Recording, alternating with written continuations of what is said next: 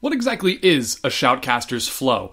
Time to find out. I'm your caster Seda, and this is the Caster's Cachet.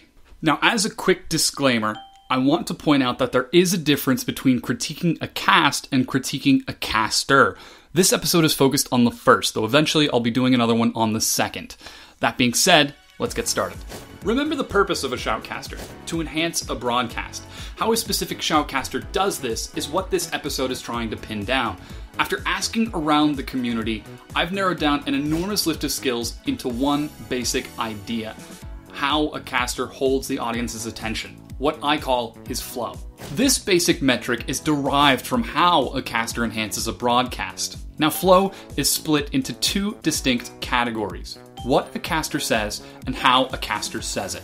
Let's break this down, starting with what a caster says. This can be thought of in three distinct categories: his narrative, his game knowledge, and his informative ability. The narrative is the overall story being presented to the viewer, and how it's framed can greatly mold the impact of your broadcast. Is this a merciless slaughter, or is it a friendly match between old rivals? The narrative is the caster's essential message. Next is game knowledge. This can refer to actual game knowledge, like champions and abilities, to the obscure, like the changing of the meta. Lack of game knowledge is demonstrated by missing the obvious or spending too much time with banter. It refers to both the game of League of Legends itself and the match being played. In one word, game knowledge is your content. Lastly is informative ability, or how the caster applies his game knowledge to the construction of the narrative. This is very similar to a news reporter and is commonly referred to as a caster's style. Is he lighthearted, making puns or jokes, or is he somber and serious?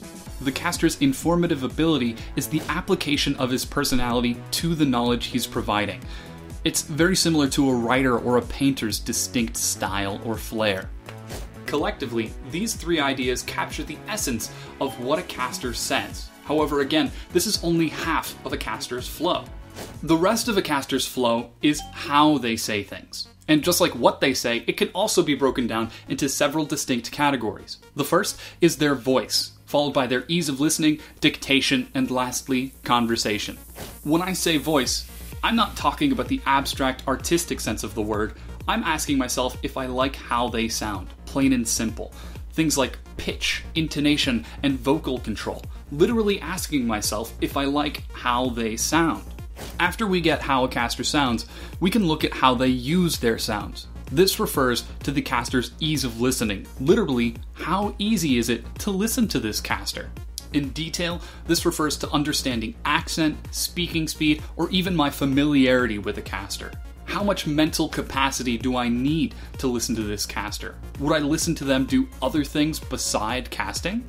Up next is a caster's dictation, or method of speaking. Simply put, how well can this caster paint me a word picture? Casters with good dictation are never at a loss for words and are always painting vibrant and unique portraits for the viewer. More often than not, this makes them an absolute pleasure to listen to. Lastly is a caster's conversation with his co-caster. This is often based off of synergies, but it's usually widely apparent when one caster is trying harder than the other. A good conversation is well balanced, with both casters following each other's cues and speaking for similar lengths of time in a pleasant give and take. If a caster is bad at conversation, he might as well be solo casting. Thus, we get the caster's ability to hold an audience's attention with what they say and how they say it, or what I call their flow. This abstract collection of ideas seeks to capture a caster's individuality and ability under one umbrella. By breaking down what gives a caster his flow, we can see why he is effective or ineffective at enhancing a broadcast. Now, the reason that I've described this so abstractly is so that these concepts can be applied to just about anything: a specific caster, a casting duo, or even an event host. What I've described is a tool set, and how you use it will tell you whether or not someone is good or not good at enhancing a broadcast. Use this tool set well.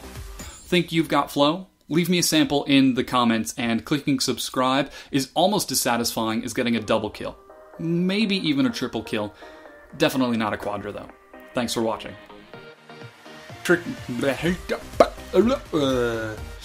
Three core categories. He's no. It's so hot in this room. I'm gonna sneeze. Nope. Outward. Enhance a broadcast. I don't even.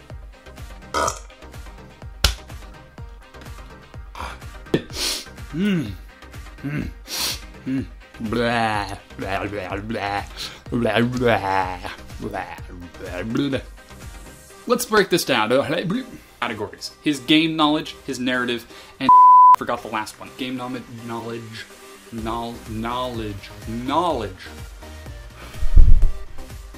I already forgot the first line. How do I word? Between two good teams. Or is it an old... I can't word. Oh.